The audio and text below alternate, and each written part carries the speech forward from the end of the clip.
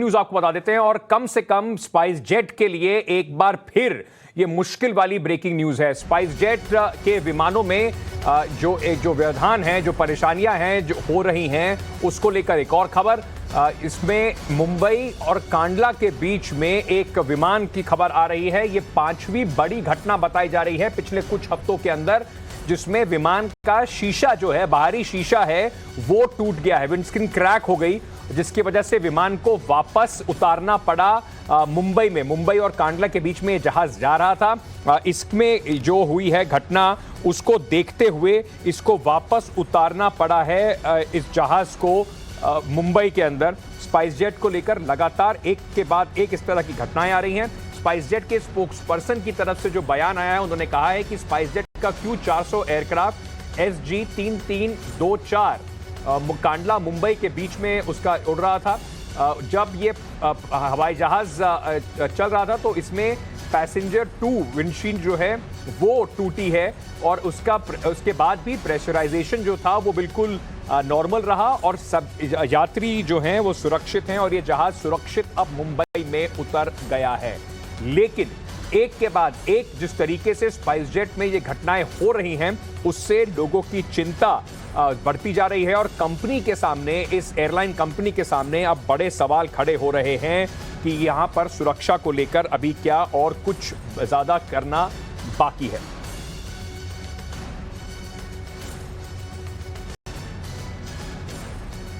Spice jet जो है, उसी से जुड़ी हुई एक और खबर आपको बता देते हैं कि किस तरीके से, जैसे हम आपको बता रहे थे कि लगातार एक के बाद एक स्पाइस जेट को लेकर कई सारी घटनाएं हो रही हैं। स्पाइस जेट के विमानों में इतनी सारी परेशानियां आ क्यों रही हैं? सवाल खड़े हो रहे हैं क्योंकि बीते एक महीने में 4 घटनाएं हो चुकी। जिस घटना के बारे में मैं आपको अभी बता रहा था, वो 5वीं ऐसी घटना है और ऐसा क्यों हो रहा है, ये एक बड़ा सवाल है।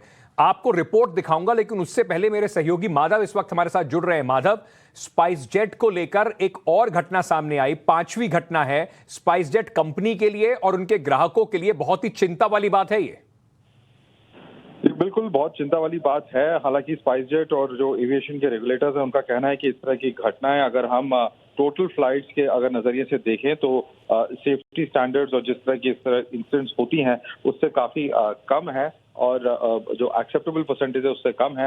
आउटर विंडशील्ड क्रैक होना, जैसे इस तरह कांडला मुंबई के Q400 एयरक्राफ्ट में हुआ था, जो SG-3324 फ्लाइट नंबर पे ऑपरेट कर रही थी, उसका जो आउटर विंडशील्ड क्रैक होना, ये बहुत अनयूजुअल नहीं होता है। साथ ही साथ जो बर्ड हिट जैसी घटनाएं होती हैं, ये एयरलाइन, पायलट और रेगुलेटर सबके हाथ के बाहर की घटनाएं होती हैं। ये कहना है अनऑफिशियली स्पाइस जेट और रेगुलेटर्स का इस पूरे मामले को लेकर। लेकिन DGCA ये जरूर कह रहा है कि अगर कहीं भी सेफ्टी में चूक होती है, सेफ्टी ऑडिट जारी है सारे एयरलाइंस में, और कहीं भी सेफ्टी में अगर चूक होती तो बिल्कुल एक्सेप्टेबल नहीं होगा और एयरलाइंस पे कड़ा एक्शन लिया जाएगा यदि ये सामने आता है तो। शुक्रिया हमारे साथ जुड़ने के लिए। जैसे माधव कह रहे थे कि अगर आप ओवरऑल नंबर्स देखेंगे, जितनी उड़ानें होती हैं उसके अगर अनुपात में अगर आप ये आंकड़ों को देखेंगे तो कम दिखाई पड़ते हैं। लेकिन ऐसा क्यों है कि पिछले एक महीने में स्पाइस जेट के बाद एक से एक इस तरह की खबरें आ रही हैं जिसमें विमानों में कुछ न कुछ तकनीकी दिक्कतें सामने आ रही हैं? इस रिपोर्ट को देखिए, क्योंकि कुछ लोग आज एक स्पाइस जेट की ही विमान में यहां से निकले थे दुबई के लिए। अब आप सोच के देखिए, आप हवाई जहाज में दुबई जा रहे हैं और सडनली पायलट आपको कहें, हिंदुस्तान से एक हवाई जहाज जा रहा है कि यहां पर कुछ तकनीकी दिक्कत है और आपको कराची उतारे दे रहे हैं।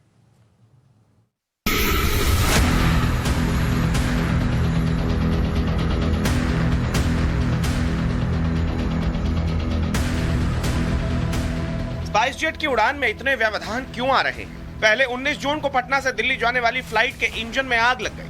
विमान में 185 यात्री सवार थे। पटना में विमान को इमरजेंसी लैंडिंग करवानी पड़ी। इसके बाद 2 जुलाई को दिल्ली से जबलपुर जाने वाली स्पाइस जेट की विमान के केबिन में धुआं भर गया, जिसके बाद उसके वापस दिल्ली में इमरजेंसी लैंडिंग करवानी पड़ी। जिस फ्लाइट की लैंडिंग कराची में कराई गई है वो दिल्ली से दुबई जाने वाली स्पाइस जेट की SC-11 थी। विमान में तकनीकी खराबी आने के बाद उसे पाकिस्तान के कराची एयरपोर्ट में इमरजेंसी लैंडिंग करवाई गई। विमान में खराबी के कारण स्पाइस जेट B737 विमान को कराची की ओर मोड़ दिया गया। लैंडिंग के दौरान कोई आपात स्थिति घोषित नहीं की गई थी और विमान की नॉर्मल लैंडिंग हुई। इस विमान में कुल 150 यात्री सवार थे। घटना के बाद इस मामले पर DGCA का भी बयान सामने आया है। अपने बयान में DGCA ने कहा है, विमान के क्रू ने फ्यूल टैंक में गड़बड़ी देखी। विमान के लेफ्ट टैंक में फ्यूल कम हो रहा था। इमरजेंसी में विमान को कराची भेजा गया। एटीसी कराची से संपर्क कर विमान को सुरक्षित लैंड करवाया गया। फिलहाल इस विमान में सवार सभी यात्री सुरक्षित हैं। एक रिप्लेसमेंट एयरक्राफ्ट के जरिए उन्हें दुबई भेजा जाएगा। लेकिन सवाल ये उठता है कि बीते करीब 1 महीने में स्पाइस जेट के 3 विमानों में ऐसी गड़बड़ी क्यों आई? सैकड़ों यात्रियों की जान से इतना बड़ा खिलवाड़ क्यों किया गया? ब्यूरो रिपोर्ट, टाइम्स नाउ, नव भारत। बड़ी बात है, क्योंकि अगर भारत से इस तरह से कोई विमान जा रहा हो, पाकिस्तान उतरना पड़े, तो कई सारे यात्रियों को इसको लेकर बड़ी समस्या भी हो सकती है। चलिए आगे की बात करते हैं और इस वक्त की आपको पॉलिटिकल ब्रेकिंग न्यूज बनाते हैं। महाराष्ट्र से बागी विधायकों को लेकर आदित्य ठाकरे का एक नया बयान आया है। आपको याद होगा कि कल एकनाथ शिंदे ने जिस तरीके से फ्लोर पर महाराष्ट्र की असेंबली में अपना जो उनका बहुमत था वो साबित किया, उसके बाद एकनाथ शिंदे के द्वारा, गुट के द्वारा जो व्हिप था, उस व्हिप के उल्लंघन के आरोप में आदित्य ठाकरे को छोड़कर बाकी जो शिवसेना के एमएलए हैं, जो उद्धव ठाकरे और आदित्य ठाकरे के साथ हैं, उन सबको नोटिस भेजा गया। आदित्य ठाकरे को नोटिस नहीं भेजा गया क्योंकि एकनाथ शिंदे गुट ने कहा कि ये बाला साहब ठाकरे के सम्मान में ऐसा किया है। उस पर आदित्य ठाकरे का पलटवार आज आया है, सुनवाते हैं।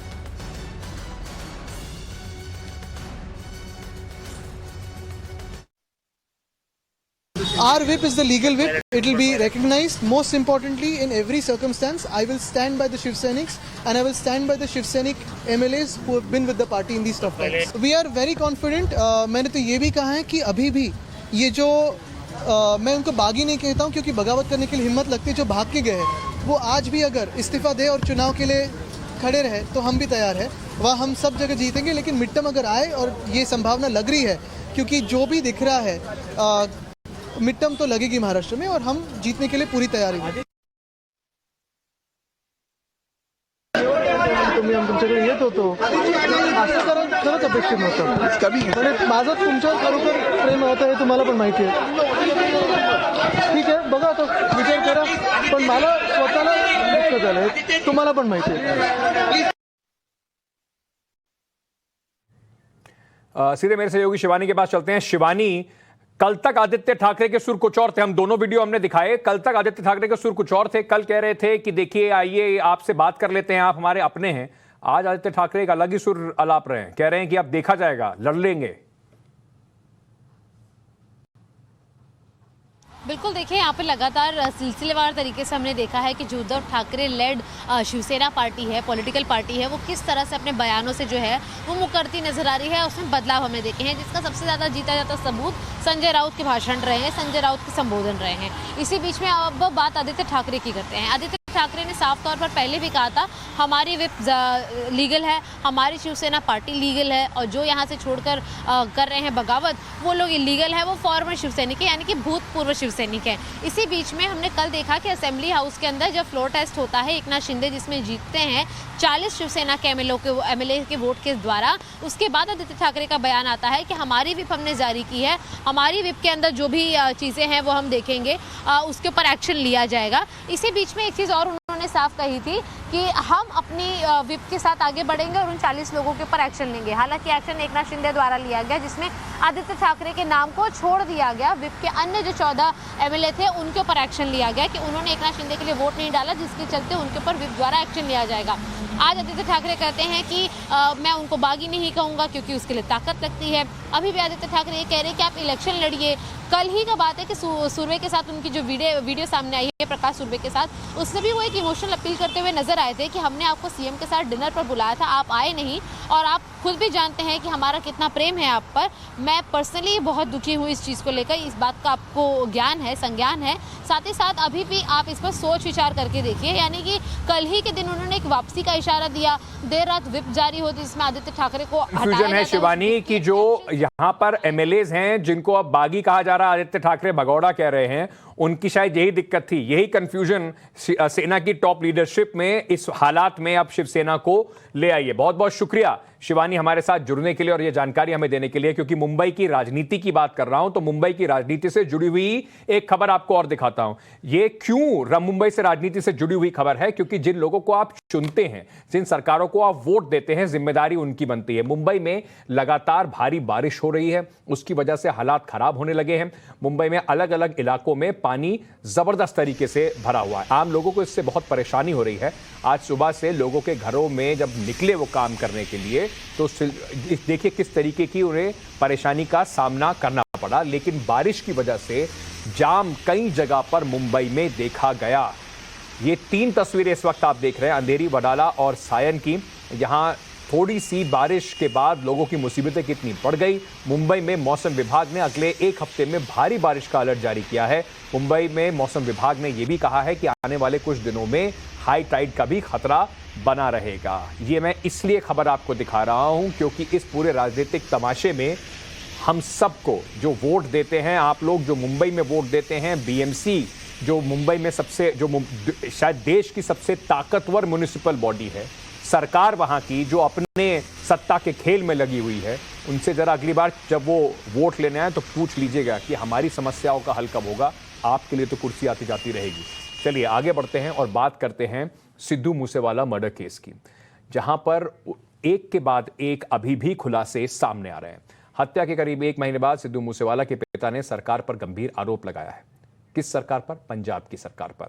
और कहा है कि पंजाब की सरकार में राज्य के समानांतर गैंगस्टर अपनी सरकार चलाते हैं। उन्होंने कहा है कि सरकार विफल है, गैंगस्टर अपना राज चला रहे हैं। सहयोग देखिए कि यह बयान तब आया है जब उससे सिर्फ चंद घंटे पहले एक 55 सेकंड का वीडियो सामने आया, जिसमें मूसेवाला की हत्या में शामिल शूटर विदेशी हथियारों के साथ हत्या करने के बाद जश्न मना रहे हैं। यह तस्वीर इस बात की गवाही है कि पंजाब में गैंग और गैंगस्टर को ना तो पुलिस का डर है, ना प्रशासन का खौफ है। इस रिपोर्ट में देखिए।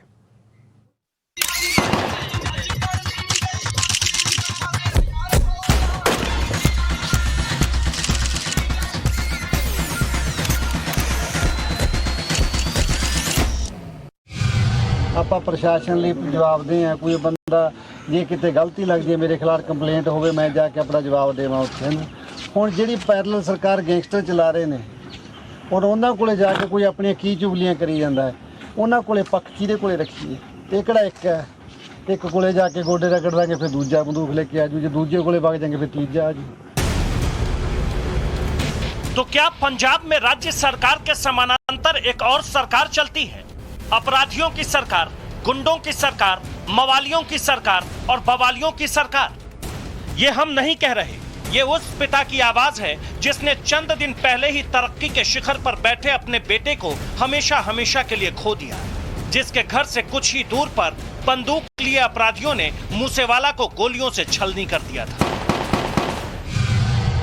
एक तरफ इस पिता की आवाज है और दूसरी तरफ है वो तस्वीर जो बताती है कि जिन हत्यारों को 5 राज्यों की पुलिस टॉर्च लेकर तलाश रही थी, वो कानून को कुचलकर गाड़ियों में असलहों का प्रदर्शन कर रहे थे, मस्ती कर रहे थे, घूम रहे थे। अपराध की दुनिया के इन चेहरों को पहले एक एक करके पहचान लीजिए। जिस गाड़ी में असलहों का प्रदर्शन चल रहा है, उस गाड़ी को चलाने वाले का नाम है कपिल, जिसके हाथ में स्टीयरिंग भी है और 2-2 पिस्टल भी। वैसे तो गाड़ी में कितने पिस्टल हैं उसकी गिनती करनी पड़ेगी। 1, 2, 3, 4, 5, 6 गिनती करते करते पता चलता है कि जितने हाथ हैं उतने पिस्टल, मतलब कुल 6 लोग, 12 हाथ और 12 पिस्टल।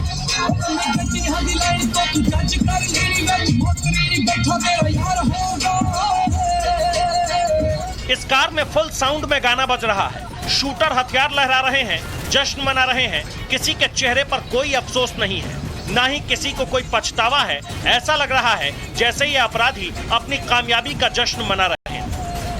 गाड़ी के पीछे वाले हिस्से में जो बीच में बैठा है उसका नाम है अंकित और इसकी उम्र है सिर्फ 19 साल। इसके बगल में जो चेक शर्ट में बैठा हुआ लड़का है उसका नाम है सचिन भिवानी। पीछे की सीट पर एक और चेहरा दिख रहा होगा, सफेद टी शर्ट पहने इस गैंगस्टर का नाम है दीपक। इन सब में एक ही समानता है कि सबके हाथ में 2-2 पिस्टल है। यह बताता है कि इन्हें ना तो कानून का खौफ है, न पुलिस का डर और ना ही प्रशासन को ये कुछ समझते थे। दरअसल दिल्ली पुलिस ने मूसेवाला के मर्डर में शामिल 2 शूटरों को गिरफ्तार किया। इस 2 में से एक 19 साल का अंकित भी है, जो इस गाड़ी में बैठकर हथियार लहरा रहा था। अंकित की क्राइम कहानी सिर्फ इतनी नहीं है। पुलिस को उसकी तलाश इसलिए भी थी क्योंकि हत्या के वक्त वो दोनों हाथों में गन लेकर मूसेवाला पर फायर कर रहा था। कहा जा रहा है कि यह अंकित सिरसा का पहला मर्डर था। पुलिस को कार में जश्न वाला वीडियो भी इन्हीं दोनों के मोबाइल से मिला है। जांच में लगी पुलिस के मुताबिक ये गिरोह मूसेवाला को शूट करने के बाद 35 दिनों में 35 ठिकाने बदल दिए और ये ठिकाने कुल 7 राज्यों में था। और ये 7 राज्य हैं यूपी, हरियाणा, झारखंड, राजस्थान, गुजरात, छत्तीसगढ़, मध्य प्रदेश। जैसे ही अंकित की गिरफ्तारी हुई, पूछताछ शुरू हुई, फिर एक एक करके बातें सामने आने लगी। शूटर अंकित ने पुलिस को बताया कि हत्या के 9 दिन तक मानसा में वो छिपा रहा। शूटर सबसे आखिर में गुजरात पहुंचा। अंकित 2 जून से लेकर 7 जून तक गुजरात के कच्छ में रहा। कच्छ से ही अंकित, सचिन और दीपक भाग गए। मूसेवाला की हत्या की कहानी में कई एंगल हैं। अब फिर से उनके पिता का दर्द छलका है। बताया कि साजिश के जाल को बिछाकर मेरे बेटे की जान ली गई है। ਮਾਰਨ ਵਾਲੇ ਫਿਰਦੇ ਨੇ ਮੈਂ ਕੀ ਵੋਟਾਂ ਚੋਂ ਲੈਣਾ ਸੀ, ਮੈਂ ਕੀ ਉਹਦੇ ਚੋਂ ਵੋਟਾਂ ਦੇ ਵਿੱਚ ਵੀ ਆਪਣੇ ਦੇ 8 ਵਾਰ ਹਮਲਾ ਹੋਇਆ। 8 ਵਾਰ ਹੱਥ ਮਿਲਾ ਕੇ ਤੁਰ ਗਏ, ਪਰ ਸਿਕਿਉਰਿਟੀ ਨੇੜੇ ਹੋਣ ਕਰਕੇ ਉਹਨਾਂ ਨੇ ਜੀਆਰੀ ਪਿਆ ਵੀ ਤੇ ਫਾਇਰ ਕਰ। पुलिस मूसेवाला के एक एक हत्यारों की तलाश में जुटी हुई है। हर एंगल से साजिशों का पर्दाफाश किया जा रहा है, लेकिन इससे उस पिता का दर्द तो कतई खत्म नहीं होगा जिसने अपने बेटे को कंधा देकर शमशान का रास्ता तय किया है। Bureau report, times now, Navbharat.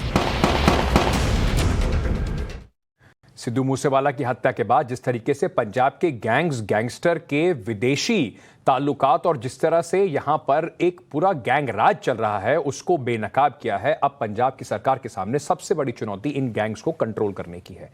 आगे की बात करते हैं, कुछ आतंकवादियों की बात करते हैं, जहां पर कम से कम कश्मीर के अंदर एक बदलाव दिख रहा है, दिलेरी दिख रही है गांव वालों की, कश्मीरियों की। आतंकवादियों को आपने हमेशा सुना होगा, आतंकवादी कैसे लोगों को बंधक बना लेते हैं, लेकिन इस बार कश्मीर में आतंकवादियों को लोगों ने ही बंधक बना लिया।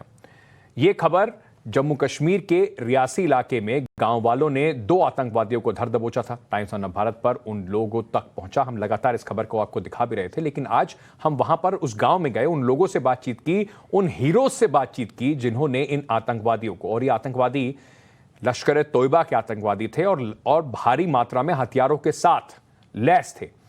सुनिए कैसे पूरी रात गांव वालों ने आतंकवादियों को घेरा और फिर इस ऑपरेशन को पूरी दिलेरी के साथ अंजाम दिया।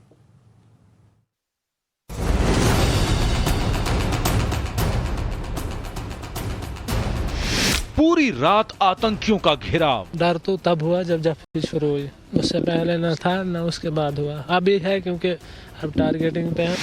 भारी बारिश के बीच गांव वालों का ऑपरेशन। आपको 2 लाख देंगे, हमें छोड़ो, बिल्कुल छोड़ दो, खोलो हमें इधर से।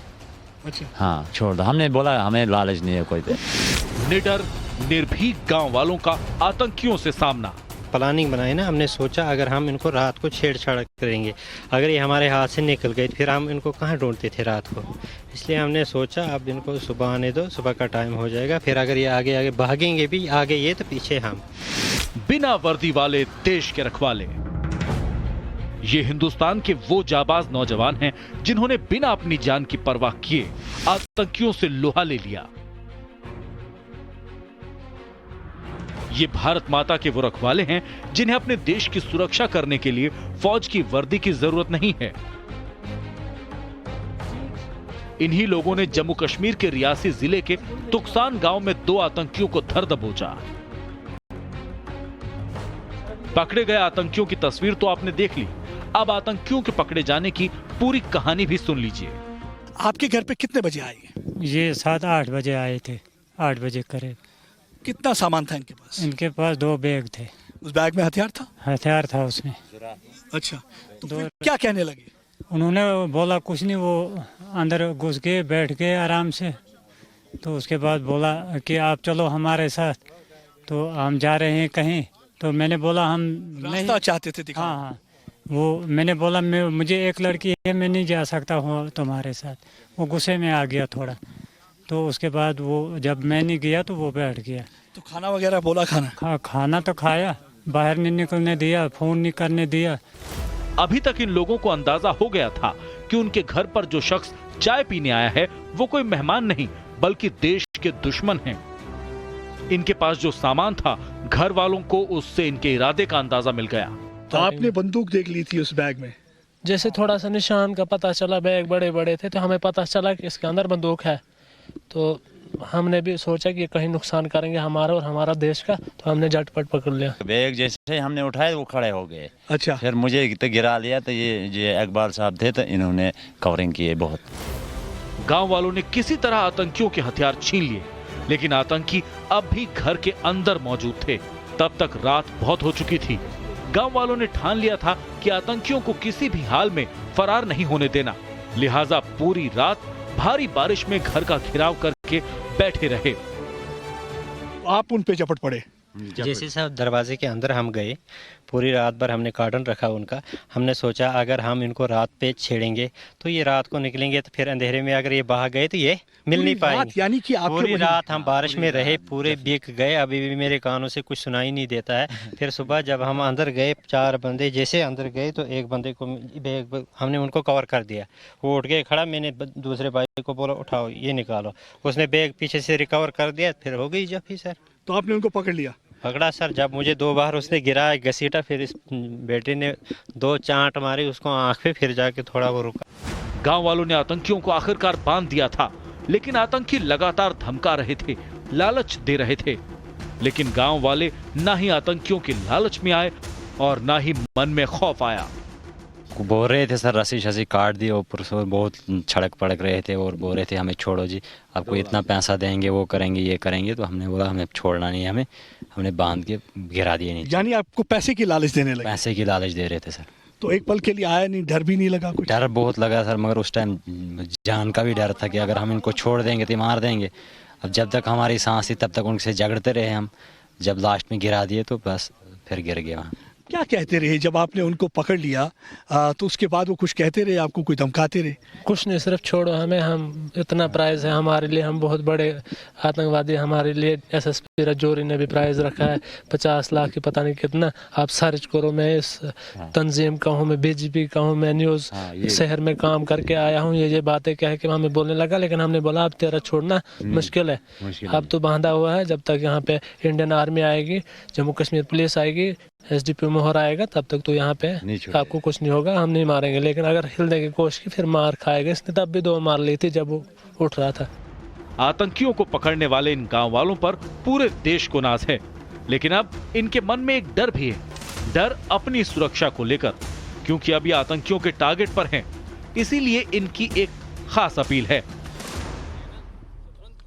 बस एलजी से हमारी रिक्वेस्ट रहेगी, इंडियन एडमिनिस्ट्रेशन से रिक्वेस्ट रहेगी कि हमें कहीं सैनिक में भर्ती किया जाए। सेना में भर्ती किया जाए, यानी कि बंदूक उठाएंगे और आतंकवादी के खिलाफ लड़ेंगे। बिल्कुल बिल्कुल डट के मुकाबला कर सके वर्दी लगा के, क्योंकि बाद में दुख नहीं रहता इंसान को मरने का। रस्सी के साथ मुकाबला किया तो बगैर बंदूक से। एक बार फिर से इन्होंने जुल्म के खिलाफ आवाज उठाई है और एक पैगाम दिया है उन सियासी जमातों का, जो सियासी जमातें कहती हैं कि अनुच्छेद 370 हटने के बाद यहाँ पे तिरंगा उठाने के लिए कोई नहीं होगा। यहाँ पे तिरंगा उठाने के लिए भी होंगे, तिरंगे के लिए जान देने के लिए भी तैयार होंगे, और इन्हीं सब लोगों को सैल्यूट करने का मन करता है। अमित भारद्वाज के साथ प्रदीप दत्ता, टाइम्स ऑफ भारत के लिए। आपने सुना वो गांव वाले क्या कह रहे थे कि उनमें से एक आतंकवादी लगातार उन्हें बोले जा रहा था कि देखिए मैं बीजेपी से हूं या मैं किसी पॉलिटिकल पार्टी के साथ काम कर चुका हूं। गांव वालों ने जिन 2 आतंकवादियों को दबोचा उसमें वो दोनों लश्कर तैयबा के थे। उसमें से एक आतंकवादी बीजेपी का कनेक्शन भी उसका सामने आया, आरोप उस बीजेपी पर लगे। इस आरोप पर जम्मू कश्मीर के बीजेपी अध्यक्ष रविंदर रैना ने आज सफाई दी है। तालिब हुसैन शाह के बहुत सारे ऐसे फोटोज उसके मोबाइल से मिले हैं जो उसने भारतीय जनता पार्टी की रैलीज और कार्यालय में उसने शूट आउट किए थे। और ऐसी भी जानकारी खुफिया एजेंसियों ने दी है कि इन्होंने कई बार भारतीय जनता पार्टी के कार्यालय में आकर रैकी की और बड़ा खून खराबा करने की ये साजिश कर रहे थे। लेकिन आज हमारी पुलिस ने स्थानीय लोगों की मदद से दोनों आतंकवादियों को पकड़कर पाकिस्तान की और आतंकवादियों की इस बड़ी साजिश को विफल कर दिया है। अब ये जांच में पता चलेगा कि क्या इनकी कोई ऐसी साजिश थी या फिर इनका क्या कनेक्शन था जो बीजेपी के नेताओं के साथ इनकी फोटो बाहर आ रही है। चलिए अब एक ऐसी खबर की बात करते हैं जो बिल्कुल आपसे जुड़ी हुई है। अगर आप भी होटल में जाते हैं, हम सभी जाते हैं, कभी ना कभी रेस्टोरेंट में जाते हैं, तो आपने सर्विस चार्ज के नाम पर पैसे जरूर चुकाए होंगे, लेकिन अब ऐसा नहीं होगा। अब नया नियम आ गया है। इस नियम में मनमाने तरीके से कोई भी होटल, रेस्टोरेंट, जहां पर भी आप खाना खाने जाते हैं, सर्विस चार्ज वसूल नहीं सकता।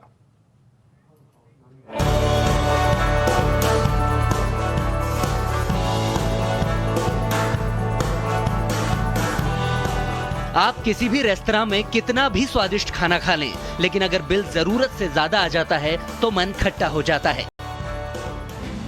लेकिन अगर आप बिल पर गौर से देखें तो आप अपने कुछ पैसे बचा सकते हैं। कैसे, अब वो देखिए। ये कुछ खाने के बिल्स हैं, सब पर सर्विस चार्ज लगा है, कहीं 5 तो कहीं 10%।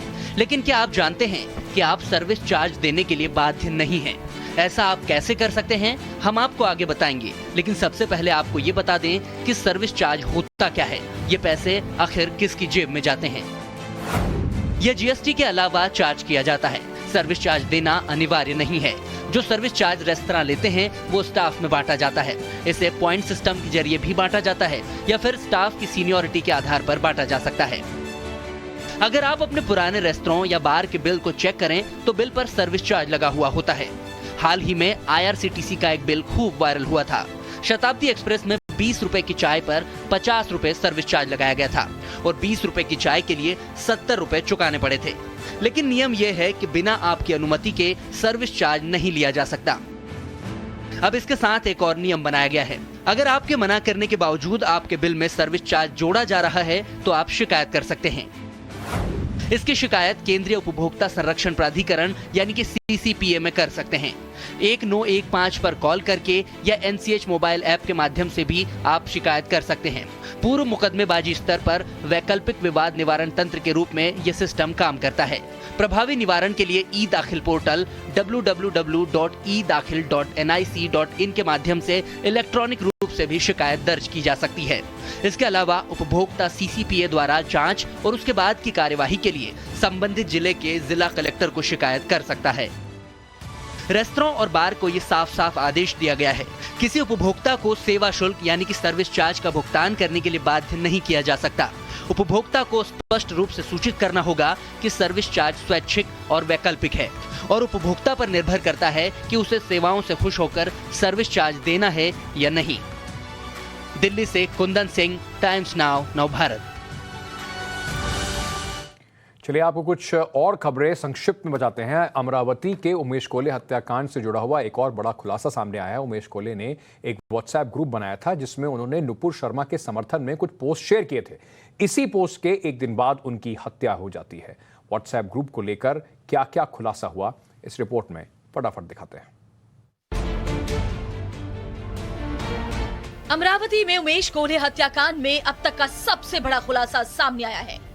अभी तक की जांच में सामने आया कि हत्या से एक दिन पहले उमेश कोले ने ब्लैक फ्रीडम नाम से अपने एक व्हाट्सएप ग्रुप में नुपुर शर्मा के समर्थन में एक पोस्ट शेयर की थी और इसी के बाद अगले दिन उमेश कोले की हत्या कर दी गई। इस ब्लैक फ्रीडम ग्रुप में हत्या का आरोपी यूसुफ खान भी जुड़ा है। ग्रुप में उसका नाम यूसुफ सर के नाम से सेव है और उमेश कोले का नाम अमित मेरी के नाम से सेव। माना जा रहा है कि व्हाट्सएप ग्रुप में नुपुर शर्मा के समर्थन में यही वो पोस्ट है जो उमेश कोले की हत्या की वजह बना। उमेश कोले ने इसी पोस्ट को आगे शेयर करने की अपील भी की थी। ग्रुप में उमेश कोले ने पीएम मोदी की तारीफ में भी कुछ पोस्ट शेयर की थी। उमेश कोले की ऐसी ही पोस्ट से कुछ कट्टरपंथी लोग नाराज थे और साजिश के तहत उनकी हत्या कर दी। अमरावती में इस व्हाट्सएप ग्रुप के सामने आने के बाद तफ्तीश और भी तेज कर दी गई है। अब इससे जुड़े लोगों से भी पूछताछ हो सकती है। अमरावती से अरुणिल के साथ bureau report, times now, Navbharat. वहीं टेलर कन्हैयालाल और उमेश कोले की हत्या के बाद भी देश में माहौल बिगाड़ने की कोशिश लगातार जारी है। अजमेर दरगाह के खादिम सलमान चिश्ती ने नुपुर शर्मा को सर कलम करने की धमकी दी है और कहा है कि जो ये करके दिखाएगा उसे अपना मकान दे देंगे। अब राजस्थान पुलिस उनके पीछे और वो आगे आगे। सबसे पहले सुनिए नुपुर शर्मा पर दिए अपने बयान पर सलमान चिश्ती ने क्या कहा। गर्दन लाएगा Who will ever like give me that? मैं अपना उसे ये घर दे दूंगा, पूरा रास्ते पे निकल जाऊंगा। ये वादा करता है सलमान, ख्वाजा का इतना गुलाम, डूब मरो। इधर तुम्हारे आका की शान के ऊपर जो सवाल उठा दिए। अजमेर के खादिम की धमकी पर अजमेर पुलिस ने कहा है कि दरगाह का खादिम सलमान चिश्ती आदतन अपराधी है। खादिम के खिलाफ हत्या की कोशिश और लड़ाई झगड़े के कई मामले दर्ज हुए हैं। पुलिस ने कहा है कि धमकी वाला वीडियो दरगाह के हुजूरे में बैठकर बनाया हुआ लग रहा है। रात से ही खादिम की तलाश जारी है। ये थाना दरगाह का एचएस है वर्तमान में, और एचएस वही व्यक्ति होता है जो लगातार अपराध करता है। न्यायालय द्वारा जो इसके विरुद्ध जो प्रकरण थे उनमें लगभग में निस्तारण कर दिया न्यायालय ने। सलमान चिश्ती के बयान पर खादिमों की संस्था का भी बयान आया है। खादिमों की संस्था ने सलमान चिश्ती के बयान से खुद को अलग कर लिया है। बिरादराने कौम हालात किस तरह से गुजर रहे हैं, मुल्क के भी और बिरादरी के भी और कौम के भी, तो किसी किस्म की ऐसी वीडियो न डालें जिससे कि सांप्रदायिक सौहार्द खराब हो और हमारी कौम पे दबिश हो। अगर आप कोई किसी किस्म की क्लिप डालेंगे तो उसके जिम्मेदार आप होंगे, ना कि पूरी बिरादरी होगी। और वो लोग जो हर चीज के लिए अंजुमन को जिम्मेदार ठहरा रहे हैं, तो इसमें हमारी कोई जिम्मेदारी नहीं है। हमें तो सिर्फ 7 दिन हुए आज अंजुमन का चार्ज संभाले हुए। हम किन हालात से गुजर रहे हैं, किन मामलात से गुजर रहे हैं, ये तो अल्लाह ही जानता है। और इंशाअल्लाह हम आपके मामलात पे खरे उतरेंगे, लेकिन आप भी थोड़ा ध्यान दीजिए और ग्रुप एडमिन भी इस किस्म की कोई क्लिप ना डालें, और जो क्लिप डालता है वो उसका जिम्मेदार खुद होगा, ना कि अंजुमन।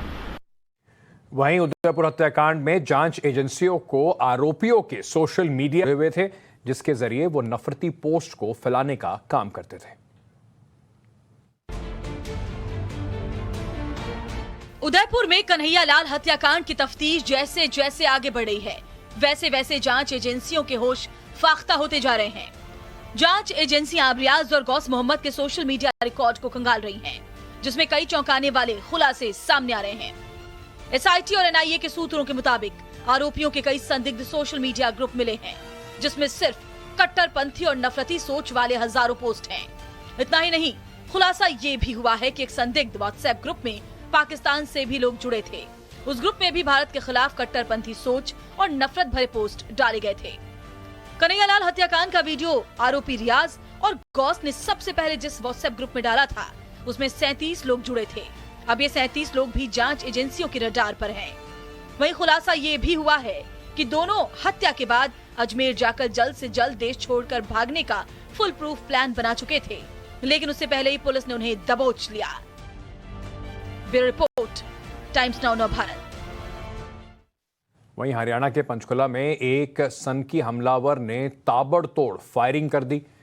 कोको लाउंज बार कैफे में अंधाधुंध गोलियां चलाई गई। कैफे के बाहर जबरदस्त भगदड़ मच गई।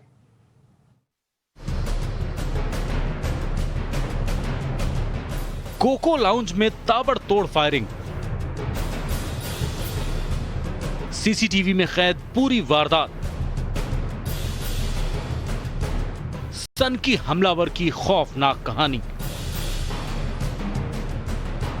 ये तस्वीर हरियाणा के पंचकुला के कोको लाउंज बार कैफे की है। कैफे के बाहर कई लोग खड़े नजर आ रहे हैं। तभी अचानक एक युवक जमीन पर लड़खड़ाकर गिर जाता है।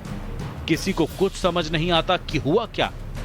तभी पीछे से एक युवक फायरिंग करते हुए आगे बढ़ता है। हमलावर के हाथ में पिस्टल देख भगदड़ मच जाती है। एक लड़की हमलावर को रोकने की कोशिश करती है, लेकिन वो फायरिंग करने लगता है। गोलीबारी में कैफे के शीशे भी टुकड़े टुकड़े हो गए। गनीमत रही कि किसी की जान नहीं गई। हमले की ये पूरी वारदात सीसीटीवी में कैद हो गई। लोगों ने पुलिस को इसकी सूचना दी। मौके पर पहुंची पुलिस ने पूरे मामले की तफ्तीश करते हुए क्या कुछ कहा, सुनिए। अननोन लड़के ने एक तो अननोन लड़के के गोली लग गई, प्लस उनके जो बाउंसर है उनसे हाथापाई की तो उसको चोट लग गई। तो इस संबंध में हमने उनके खिलाफ जिसने गोली चलाई है उसके खिलाफ एफआईआर रजिस्टर कर दी है तो और जल्दी उसको गिरफ्तार किया जाएगा। लुधियाना का रहने वाला हमलावर रोहित अक्सर कैफे आया करता था, लेकिन उसे क्या सनक सवार थी किसी को नहीं पता। कैफे में मौजूद बाउंसर्स ने बताया कि हमलावर ने कैफे से बाहर निकलकर अपनी गाड़ी से पिस्टल निकाली और फिर एक युवक पर फायरिंग कर दी। बाउंसर ने सनकी हमलावर के हाथ से पिस्टल छीनने की कोशिश की तो बाउंसर का हाथ भी गोली से छलनी हो गया। इस पूरी वारदात के बाद आरोपी मौके से फरार हो गया। पुलिस पूरे मामले की छानबीन कर रही है, आरोपी की तलाश कर रही है। Bureau report, times now Navbharat. अजीब पागलपन है। जोधपुर में एक सड़क हादसे का सीसीटीवी फुटेज सामने आया है। स्कूटी पर सवार 2 लड़कियों की बस से टक्कर हो गई, जिसमें जो स्कूटी में पीछे लड़की बैठी थी उसकी मौत हो गई।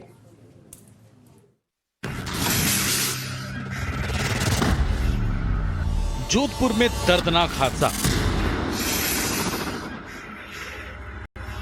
बस ने स्कूटी सवार को कुचला, चंद सेकंड में आ गई मौत। तस्वीरों में दिखाई दे रही 2 बहनें गोल चक्कर पर सड़क पार करने की कोशिश कर रही हैं। स्कूटी आगे बढ़ती है, काले रंग की 2 कारें आगे गुजर जाती हैं। दोनों लड़कियां कार के गुजर जाने के बाद आगे बढ़ने की कोशिश करती हैं। तभी एक सफेद रंग की गाड़ी सामने आती है। जैसे ही ये कार आगे निकल जाती है, दोनों स्कूटी सवार लड़कियां रोड क्रॉस करने का फैसला करती हैं। लेकिन इसके बाद जो हुआ वो काफी दर्दनाक है। तस्वीरें होश फाख्ता कर देंगी।